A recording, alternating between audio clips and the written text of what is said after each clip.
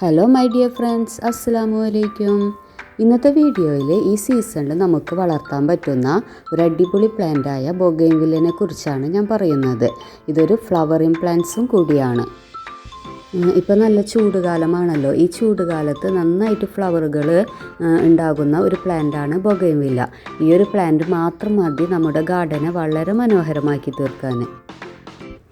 അപ്പോൾ ഇതിങ്ങനെ ഫ്ലവറുകൾ ഉണ്ടായി നിൽക്കുന്നത് കാണാൻ തന്നെ ഒരു പ്രത്യേക ഭംഗിയാണ്. അപ്പോൾ ഈ ഒരു പ്ലാന്റ് എങ്ങനെ നല്ല രീതിയിൽ വളർത്താൻ പറ്റും, അതുപോലെ തന്നെ ഇതിനെങ്ങനെ ഒരുപാട് ഫ്ലവറുകൾ ഉണ്ടാക്കാൻ പറ്റും എന്നൊക്കെ നമുക്കൊന്ന് കണ്ടു നോക്കാം. അപ്പോൾ വീഡിയോയിലേക്ക് കടക്കുന്നതിന് മുമ്പ് നിങ്ങൾ എൻ്റെ ഈ ചാനൽ ആദ്യമായിട്ടാണ് കാണുന്നതെങ്കിൽ ഒന്ന് സബ്സ്ക്രൈബ് ചെയ്യുക.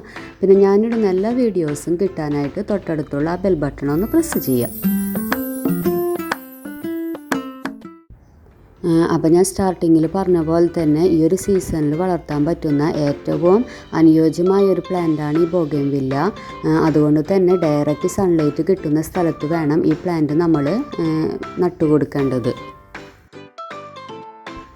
ഒരു 5-6 മണിക്കൂറെങ്കിലും നേരിട്ട് സൺലൈറ്റ് കിട്ടിയെങ്കിൽ മാത്രമാണ് ഇതിന് ഒരുപാട് ഫ്ലവറുകൾ നമുക്ക് പെട്ടെന്ന് ഉണ്ടായി കിട്ടുകയുള്ളൂ. അതുപോലെ തന്നെ ബൊഗെയിൻവില്ലയുടെ ഒരുപാട് വെറൈറ്റി കളേഴ്സ് ഫ്ലവറുകൾ ഇന്ന് അവൈലബിൾ ആണ്.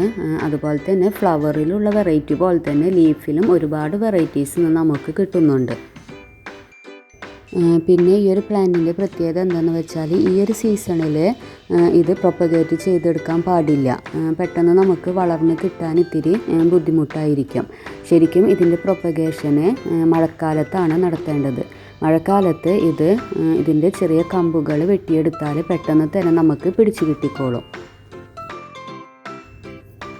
പിന്നെ ഇതിൻ്റെ പ്രൂണിങ് എന്ന് പറയുന്നത് പൂവുണ്ടായി കഴിഞ്ഞതിന് ശേഷം ആ ഭാഗം ചെറുതായി കട്ട് ചെയ്ത് കൊടുക്കുക. ബൊഗെയിൻവില്ല എപ്പോഴും ചെറിയ ബ്രാഞ്ചസ് ആയി നിൽക്കുന്നതാണ് ഭംഗി. ഇങ്ങനെ കട്ട് ചെയ്ത് കൊടുത്തില്ലെങ്കിൽ അത് നല്ല ഹൈറ്റിൽ ഒരൊറ്റ ശിഖരം മാത്രമായിട്ട് പോകും. അത് കാണാനൊരു ഭംഗി ഉണ്ടാവില്ല. എപ്പോഴും ഇങ്ങനെ ചെറിയ ചെറിയ ബ്രാഞ്ചസുകളായി നിൽക്കുന്നതാണ് ഈ പ്ലാന്റിന് ഭംഗിയുണ്ടാവുക. ഒരുപാട് കമ്പുകൾ ഇതിന് വന്നാൽ പൂവുണ്ടാകുന്ന സമയത്ത് ഈ ഒരു പ്ലാന്റ് കാണാൻ നല്ല ഭംഗി ഉണ്ടാവുകയുള്ളൂ. ഇടയ്ക്കിടയ്ക്ക് വളപ്രയോഗം ചെയ്തു കൊടുക്കുന്നത് നല്ലതാണ്. നമ്മൾ വളമൊന്നും ഇട്ട് കൊടുത്തില്ലെങ്കിൽ ഈ ഒരു പ്ലാന്റ് പെട്ടെന്ന് തന്നെ മുരടിച്ചു പോകാൻ ചാൻസ് കൂടുതലാണ്.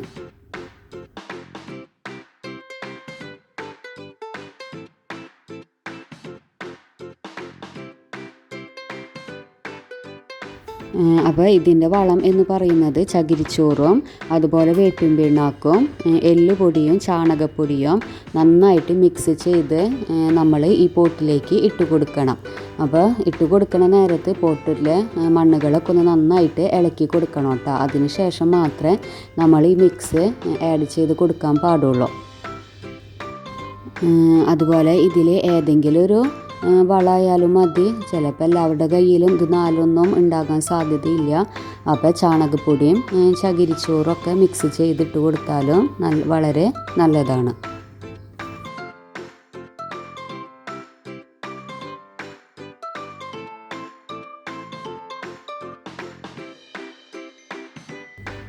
അപ്പോൾ ഇത്രയും കാര്യങ്ങളാണ് നമ്മൾ ഈ പ്ലാന്റിനെ കുറിച്ച് അത്യാവശ്യം ശ്രദ്ധിക്കേണ്ടത്.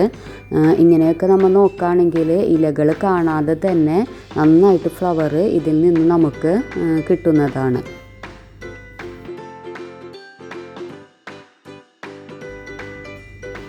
ഇതായിരുന്നു ഇന്നത്തെ എൻ്റെ വീഡിയോ. ഒരു ചെറിയ വീഡിയോ ആയിരുന്നു. അപ്പോൾ ഈ വീഡിയോ നിങ്ങൾക്ക് ഇഷ്ടമായാൽ ഷെയർ ചെയ്യുക, ലൈക്ക് ചെയ്യുക. അതുപോലെ തന്നെ സബ്സ്ക്രൈബ് ചെയ്യാതാണ് കാണുന്നതെങ്കിൽ ഒന്ന് സബ്സ്ക്രൈബ് ചെയ്യുക. അപ്പോൾ അടുത്ത വീഡിയോ ആയിട്ട് വരുന്നത് വരെ ടേക്ക് കെയർ. Bye bye.